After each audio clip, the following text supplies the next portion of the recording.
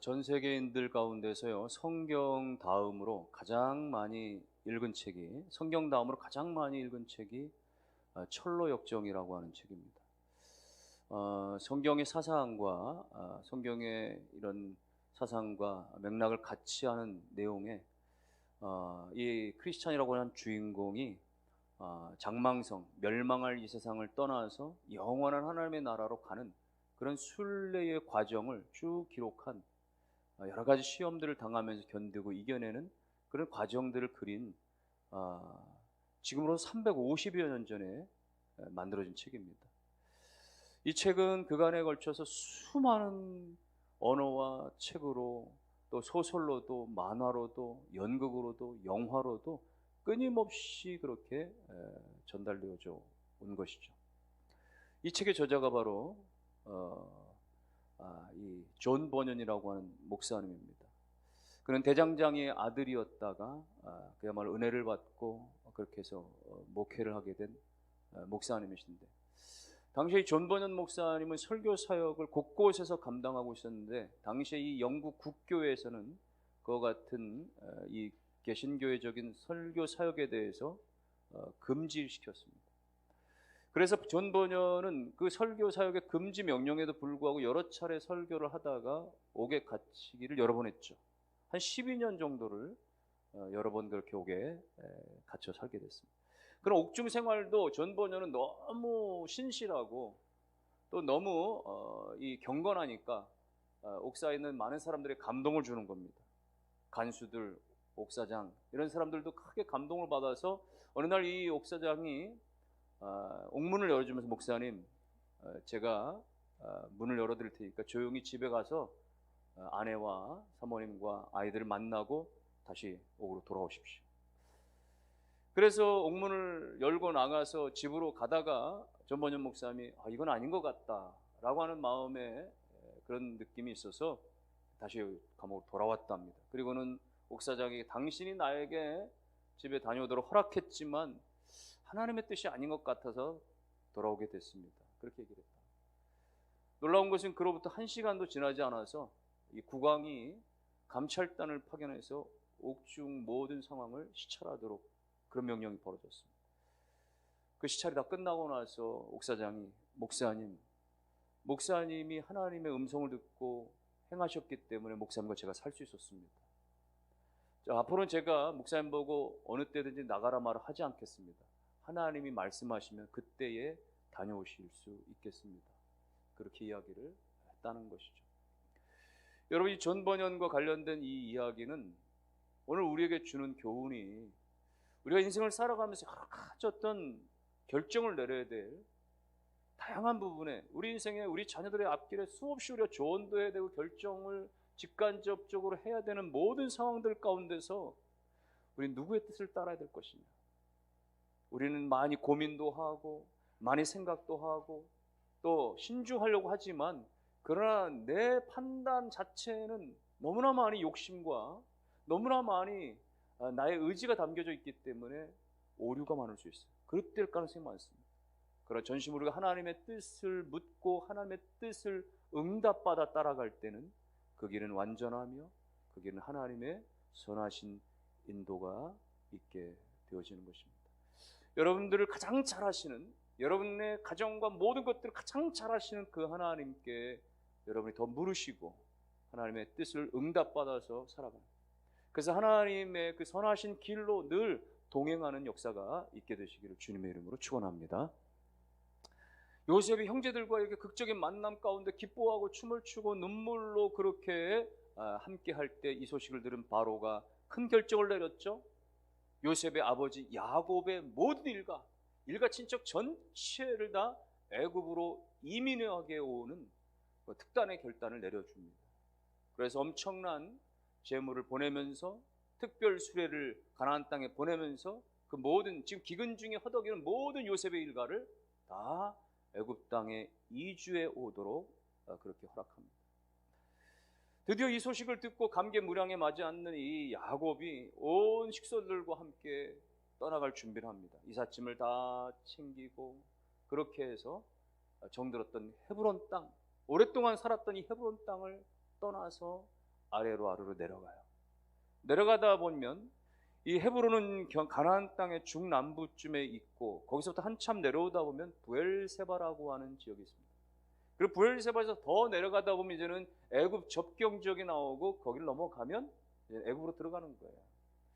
그 같은 행로로 아래로 쭉 내려오다가 브엘세바에서 그만 야곱의 일가는 멈추게 되어집니다. 일시적으로 멈춰요.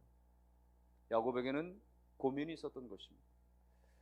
가나안 땅을 떠나간다는 것에 대한, 그리고 애굽으로 간다라고 하는 것에 대한 적지 않은 두려움이 그에게 있었어요. 그것에 대한 증거가 3절에 나오죠.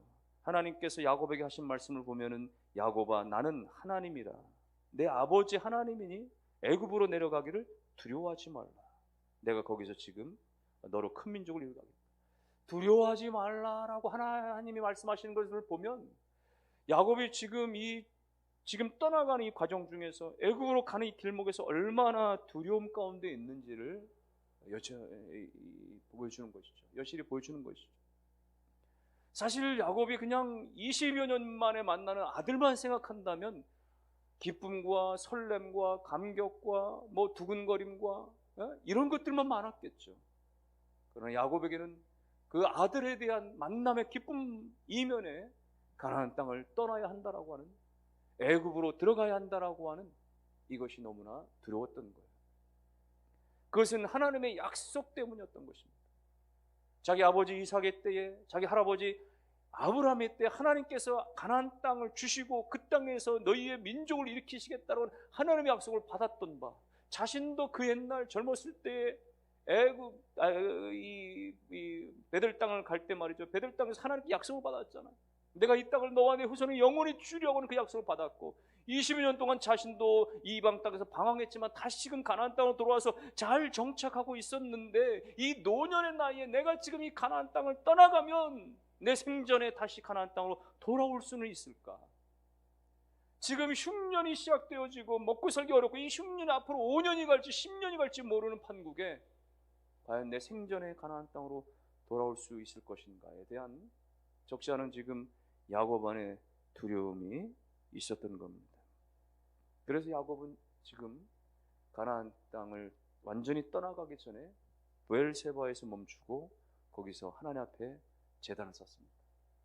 하나님 앞에 희생의 제사를 브엘세바에서 드리면서 하나님 앞에 기도하는 거야. 하나님을 찾는 거야. 하나님, 과연 가나안 땅을 떠나는 것이 하나님의 뜻입니까? 아닙니까? 하나님, 과연 우리 모든 사람들이 다 지금 애굽으로 들어가는 것이 하나님의 뜻입니까? 아닙니까? 그는 제단을 쌓으며 기도하고 있었던 거예요. 여러분, 야곱은 기도의 사람이었어요. 지난날 야복 강가에서도 절체절명의 그 강렬한 그런 이 위기의 상황 가운데 하나님 앞에 밤새도록 천사와 씨름하면서 매달리면서 기도했던 바, 응답을 받았었던 기도의 사람이었어요. 그래서 그랬습니까? 오늘 이 46장에서의 이 브엘세바에서 제단 안에 쌓는 이 야곱의 모습을 그리면서 이스라엘이라고 하는 단어를 계속 쓰고 있어요. 이스라엘은 뭐예요? 지난날 야복 강가에서 하나님께서 이제는 내 이름을 야곱이라 하지 말고 이스라엘이라 하라 라고 그때 주신 이름이거든요. 오늘 1절에도 보면은 이스라엘이 모든 소유를 이끌고 라고 하는 표현과 2절 중반이나 5절 중반에 보면 다 야곱을 지칭하여 말할 때 이스라엘이라고 하는 단어를 쓰죠. 그것은 곧 지금 야곱이 기도의 자리에 있다는 거예요. 지난날과 같이 지금도 여전히 인생 최대의 중요한 이 결정의 순간에 그는 너무나 중요한 기도의 자리에 서 있는 겁니다. 마치 그것은 마지막 최종적인 어떤 결단의 어떤 순간을 맞이하는 예식과도 같은 거예요. 종종 우리가 뉴스를 보면 말이죠, 정치인들 가운데서 뭔가 큰 결심을 할 때, 무슨 출마를 결심하거나 아니면 어떤 정치적인 변화, 어떤 큰 변화를 맞이할 때 말이죠, 뭐 당선되고 취임하기 직전이라든지 이럴 때 현충원 같은 데 가서 말이죠, 참배하는 이런 모습들을 보이잖아요. 왜 그래요? 어떤 결단을 내리는 거예요. 나라와 민족으로서 내가 이렇게 큰 뜻을 품었다라고 하는 것을 자기에게 다짐도 하고 국민들에게 보여주기도 하는 것이죠. 마치 야곱은 그렇게 이 브엘세바에서 깊은 희생의 제사를 드리면서 하나님 앞에 간절히 엎드려 기도하고 있었던 것입니다. 그날 밤 하나님께서 나타나셔서 야곱에게 응답해 주십니다. 야곱이 그날 밤에 나타나서 응답해 주는 3절 4절 말씀이에요. 다 같이 한번 읽어보겠습니다. 3절과 4절 하나님이 시작. 하나님이 이르시되 나는 하나님이라 내 아버지 하나님이니 애굽으로 내려가기를 두려워하지 말라. 내가 거기서 너로 큰 민족을 이루게 하리라. 내가 너와 함께 애굽으로 내려가겠고 반드시 너를 인도하여 다시 올라올 것이며 요셉이 그의 손으로 내 눈을 감기리라 하셨더라. 하나님이 그날 밤에 야곱의 기도를 들으시고 응답하시는데 그 응답의 내용이 무엇이냐? 너는 애굽으로 내려가는 것을 두려워하지 말라. 그러면서 이 말씀 속에 야곱이 고민하는 것을 다 해결하고 응답하시는 거예요. 첫째, 애굽으로 내려가서 너로 하여금 큰 민족을, 너의 후손으로 큰 민족을 이루게 하겠다. 둘째, 내가 너와 함께 애굽으로 내려갈 것이고, 셋째, 반드시 너로 하여금 다시 가나안 땅으로 올라오게 하겠다는 것이죠. 여러분, 이것이 야곱이 받은 응답인 거예요. 정녕 내가 가나안 땅을 떠나가는 것이 하나님의 뜻인가 말이죠. 애굽으로 이주해가는 것이 정말 하나님의 뜻인가 말이죠. 이 인생일 때 최고의 절체절명의 문제를 하나님께 기도했을 때 하나님이 응답하신 거예요. 두려워 말라. 내가 너와 함께하고 그리고 함께 올라오겠단 말이죠. 사랑하는 성도 여러분들이요, 여러분들의 인생의 여러 가지 문제들 앞에서, 인생의 여러 가지 어떤 기구한 어떤 기로의 선상에서 하나님을 찾으시고 하나님 앞에 나가 기도하여 하나님의 뜻을 물으실 수 있기를 주의 이름으로 축원합니다. 내 뜻이 먼저가 아니고 하나님의 뜻이 먼저인 것입니다. 내 판단과 내 생각이 먼저가 아니고 하나님의 뜻과 하나님의 계획과 하나님의 말씀이 먼저인 것입니다. 진학하는 문제에 있어서, 전공을 선택하는 문제에 있어서, 여러 가지 어떤 진로를 선택하는 데 있어서, 취직의 문제든 결혼의 문제든 만남의 문제든 입대의 문제든 유학의 문제든 혹은 여러 가지 이사하는 문제까지도 우리는 인생의 여러 가지 어떤 변화와 고비 때마다 하나님의 뜻은 무엇입니까? 하나님 무엇을 원하십니까? 하나님이 원하시는 길은 무엇입니까? 라고 우리가 물을 수 있어야 되는 것이에요. 오늘 우리가 심각하게 생각도 할 수 있고 판단도 할 수 있고 신중하게 생각할 수 있지만, 그러나 우리의 생각에 너무나 개인적인 편견이나 혹은 하나님의 편견된 혹은 편협된 그런 생각들이 많이 있을 수 있고, 무엇보다 우리의 욕심이 앞서다 보니까 온전하지 못할 때가 너무나 많은 거예요. 그래서 우리는 완전하신 하나님 앞에 나가 묻고 그분의 뜻을 헤아려 나갈 때 하나님께서는 우리의 모든 것들을 합력하여서 선으로 인도하여 줄 줄로 믿으시기를 주님의 이름으로 축원합니다. 어떻게 우리가 하나님의 뜻을 물을 수 있어요? 가장 큰 것은 기도하는 거예요. 우리가 작정해서 기도할 수도 있고 끊임없이 기도할 수도 있고 여러 가지 방편으로 기도할 때 하나님께서는 기도 가운데 하나님께서 우리의 삶을 이끄시는 그 길들을 보여주세요. 우리의 마음 가운데 내적인 음성을 주시기도 하십니다. 때로는 우리가 하나님 앞에 기도할 때 하나님께서 불현듯 어떤 말씀을 주시기도 하시고, 예배를 통해서 강단의 말씀을 통해서 응답해 주시기도 하시고, 때로 어떤 환경을 통해 보여주시기도 하시고, 우리가 하나님 앞에 매어달려 기도하고 하나님 도와주세요, 하나님 가르쳐주세요, 하나님 말씀해 주세요라고 할 때 하나님은 우리 가운데 확신의 음성을 다양한 방법을 통해서 보여주시죠. 때로는 우리가 성경을 통해서 말이죠, 말씀을 우리가 묵상하고 성경을 읽어나가고 말씀 가운데서 하나님이 말씀해 주시는 거예요. 여러분, 성경이 66권 전체 안에는 말이죠, 우리 인생 전체에 관한 모든 말이죠, 인생의 모든 것들을 다 가르쳐 주신 분들이 그 안에 나와요. 이 땅에 우리가 태어나고 성장하고 결혼하고 출산하고 혹은 말이죠 가정생활, 부모 형제 자녀 생활 관계들 혹은 사회생활에 이르기까지, 국가와의 관계에 이르기까지, 경제의 문제까지 말이죠, 모든 삶의 범위까지 모든 부분의 총망라에서 성경에 다 기록되어져 있고 우리 가운데 통찰력을 허락해 주시기 때문에 성경을 읽어 나가다가 말씀 묵상해 나가다가 말씀을 들어 나가다가 말이죠, 하나님께서 우리의 길들을 가르쳐 줄 때가 많은 거예요. 또 때로는 믿음의 사람들, 기도하는 여러 믿음의 사람들에게 조언을 통해서 우리가 우리의 길을 하나님께로부터 간접적으로 전해드릴 수 있는 것이죠. 사람의 말이라고 다 들을 수 있는 것은 아닙니다만, 그러나 내가 기도하면서 성경 말씀을 의지하면서 누군가의 조언에 귀를 기울일 때 그 조언들은 부모의 조언이든 혹은 믿음의 선배의 조언이든 그 조언은 하나님이 우리를 향하신 뜻들을, 그 길들을 가르쳐 줄 때가 많이 있는 것입니다. 사랑하는 성도 여러분들이 여러분들의 모든 중요한 인생의 기로에서 혹은 사소한 문제들까지도 하나님 앞에 나아가서 물으시고 하나님의 뜻을 깨달음으로 말미암아 그 이후에 결정하고 나아가셔서 하나님이 먼저 되시는, 하나님이 우선되어 주시는 그런 신앙의 삶이 다 되실 수 있기를 주의 이름으로 축원합니다. 이렇게 야곱이요 절체절명의 중요한 상황에서 희생의 제사를 드리고 하나님께 응답받았죠. 두려워 말라 야곱아, 내가 너와 함께 내려가고 그리고 함께 올라오겠단 말이죠. 사실은 야곱이 가장 두려워했던 부분이 이것이거든요. 애굽에 관한 것. 애굽에 내려간다. 애굽은 이방 나라잖아요. 우상숭배 나라잖아요. 애굽은 가나안 땅의 문화와 전혀 다르잖아요. 그래서 지금까지 하나님께서 끊임없이 이방 나라와의 교통과 어떤 그런 혼례와 이런 것들을 통혼을 금지시켜 왔지 않습니까? 그런데 오늘 하나님께서는 내려가라는 거예요. 괜찮다라는 거예요. 그러면서 하나님 뭐라고 말씀하세요? 4절 초반에 보니까 내가 너와 함께 애굽으로 내려가겠다. 내가 두려워하는 애굽, 그 신앙적인 번민과 갈등이 있는 그 애굽, 혹여라도 하나님의 그 선택받은 민족이 이방 땅에 내려가서 신앙의 유산이, 신앙의 전통이 파괴될 듯 못다룬 그 두려움 가운데 있는 그 애굽, 그러나 내가 너와 함께 애굽으로 내려가리라. 하나님께서 함께 해주신다. 사랑하는 성도 여러분, 하나님이 어떠한 상황, 어떤 형편에도 하나님 우리와 함께 하시는 하나님이심을 믿으시기를 주의 이름으로 축원합니다. 종종 우리는요 너무 시대가 급변해 가니까 이 시대 편승하는 것에 대해서 우리가 본능적 거부감을 가질 때가 많아요. 시대에 따라가 버리고 마치 말이죠 그러는 것은 내 것을 잃어버리는 것 같아, 내 정체성을 잃어버리는 것 같아서 자꾸만 나를 고집하려고 하면서 이 시대의 변화돼서 말이죠 우리가 이 본능적으로 거부하는 경우가 있는데, 또 그렇다고 해서 거부하다 보면 어떻게 됩니까? 결국은 자꾸 말이죠 뒤로 물러나게 퇴보하게 되어지고 한순간에 말이죠 모든 말이죠 본류에서 빠져나가게 되어지는 말이죠 퇴물이 되어져 버리거나 말이죠 그럴 수 있잖아요. 시대의 변화 가운데 때로는 신앙적인 어떤 그런 양상의 변화들 많이 일어나면서 우리가 나름대로 걱정과 염려를 하기도 해요. 이를테면 그런 것도 있는 거예요. 코로나 시대고 지금은 그래서 거리두기가 많이 일어나고 하니까 교회들마다 영상을 거의 절대적으로 실시하게 되었죠.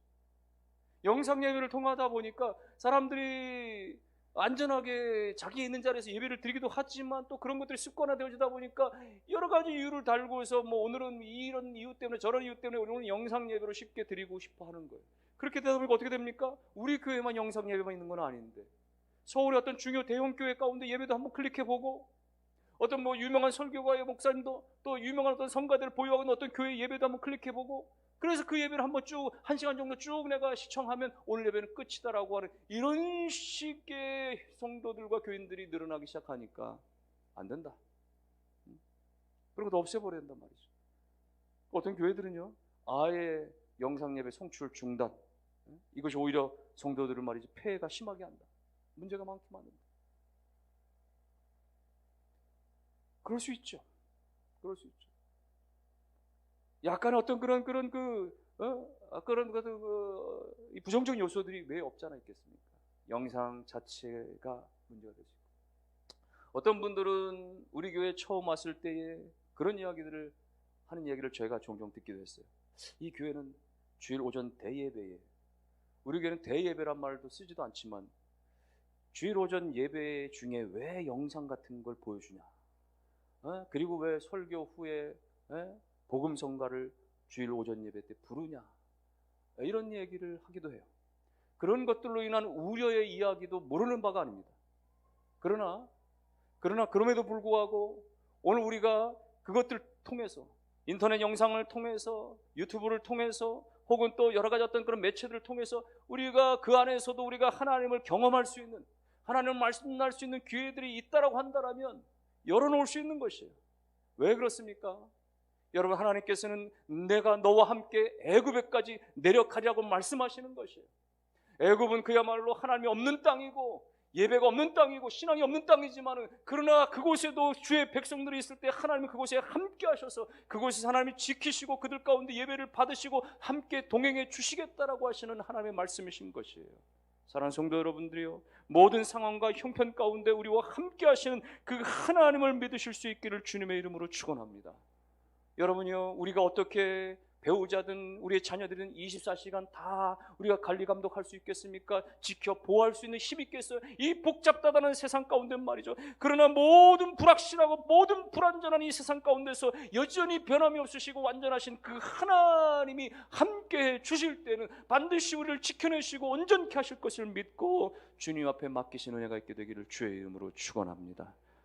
주님은 내려오시는 분이세요. 하늘 보좌를 버리시고 이 땅 가운데 내려오신 분이시고, 가난한 자 가운데 내려가신 분이시고, 굶주리고 헐벗고 병든 자들 가운데 내려가신 분이시고, 마침내는 죄인의 자리까지 내려가시고, 마침내는 십자가에 달려 죽으셔서 무덤까지 내려가신 분이시고, 주님은 끊임없이 내려가신 분이신데, 우리는 주와 함께 신앙생활 중에 항상 올라가기만 좋아하고 올라가는 것은 희망하지만 내려간다라고 하는 개념들을 싫어하는 경향들이 얼마나 많은지 몰라요.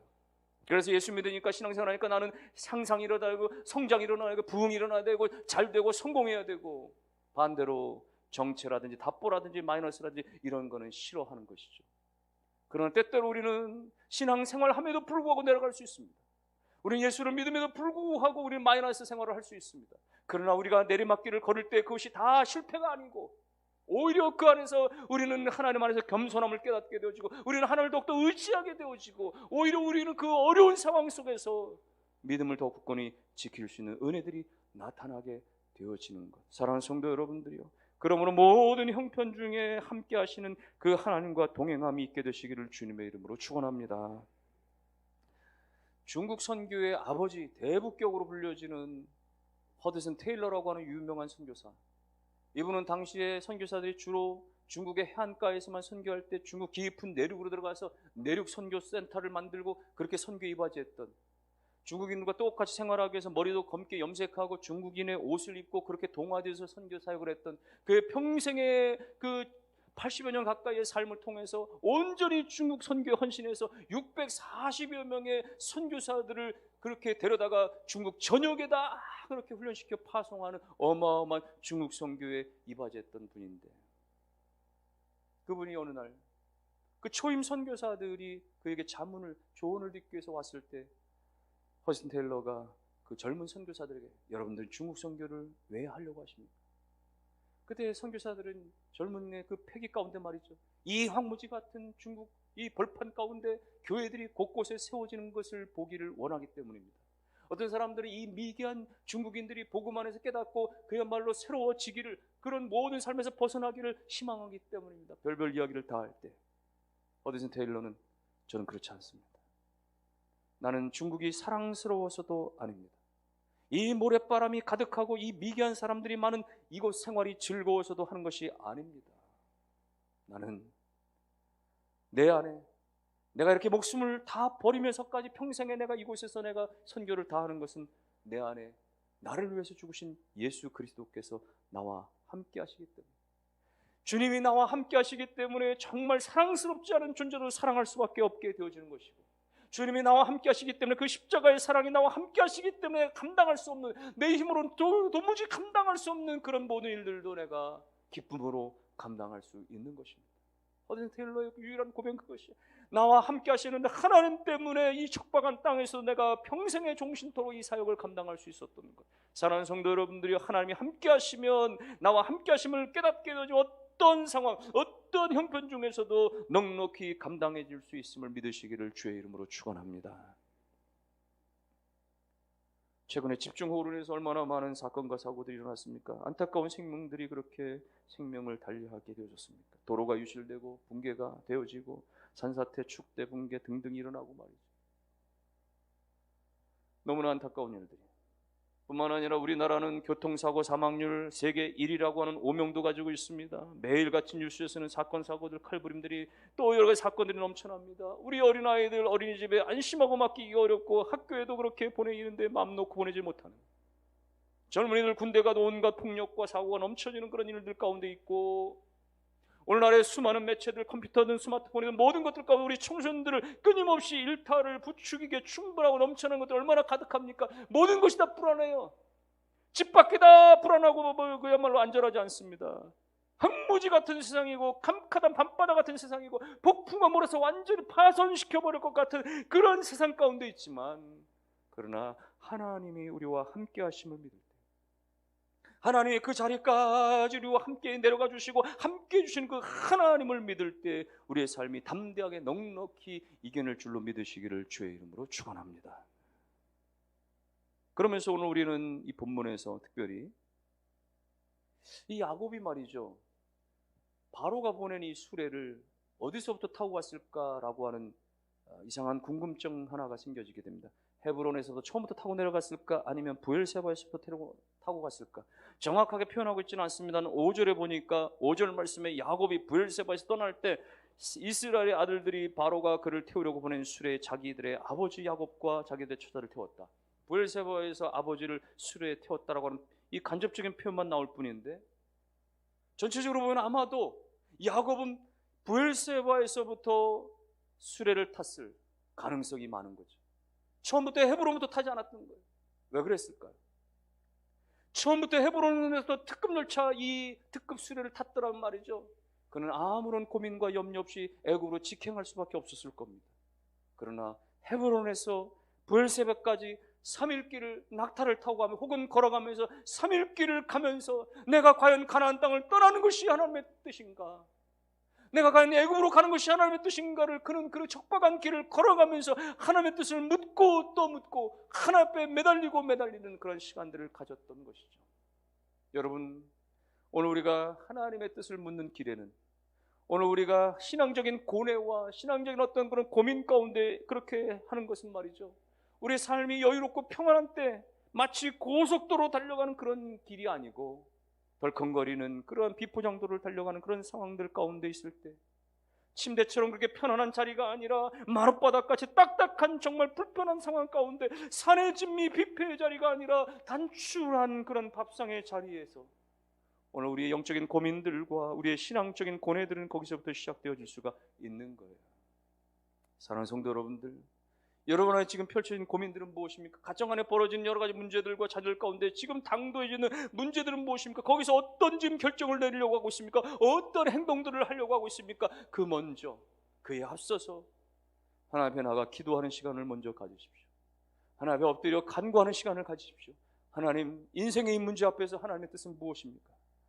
지금 우리가 무엇을 하기를 원하는데 하나님이 원하시는 것은 무엇입니까? 하나님이 정녕 내 인생 가운데 원하시는 길은 무엇입니까? 라고 우리가 기도하면서 말씀을 통해 듣기를 원하고 성령이 내게 음성을 주시기를 간절히 기도할 때 분명히 하나님은 우리를 사랑하셔서 우리 가운데 말씀해 주실 것입니다. 확신을 주실 것입니다. 그 확신 가운데 우리가 나아갈 때 그 길은 지금은 좁을지라도 마침내 하나님께서 온전한 길로 하나님의 은혜로운 그 길들로 나아가도록 역사해 주실 줄 믿고 먼저 하나님 앞에 나아가 묻는 신앙이 되시기를 주님의 이름으로 축원합니다. 더 나아가서 두려워하는 그 자리, 여러분이 너무나 염려하고 걱정하고 불안해하고 초조해하고 두려워 떨고 있는 그 모든 것들을 하나님이 그 자리에까지도 함께 해준다는 사실을 믿으시고 하나님의 그 모든 형편 중에까지도 우리와 함께 하신다라는 그 사실을 온전히 믿음으로 말미암아 여러분이 모든 두려움이 변하여 평안이 되기를 주님의 이름으로 축원합니다. 여러분과 가정과 자녀들 가운데 모든 위축되고 그야말로 낙심되어졌던 것들이 변하여서 담대함으로 하나님 안에서 새로워지실 수 있기를 주님의 이름으로 축원합니다.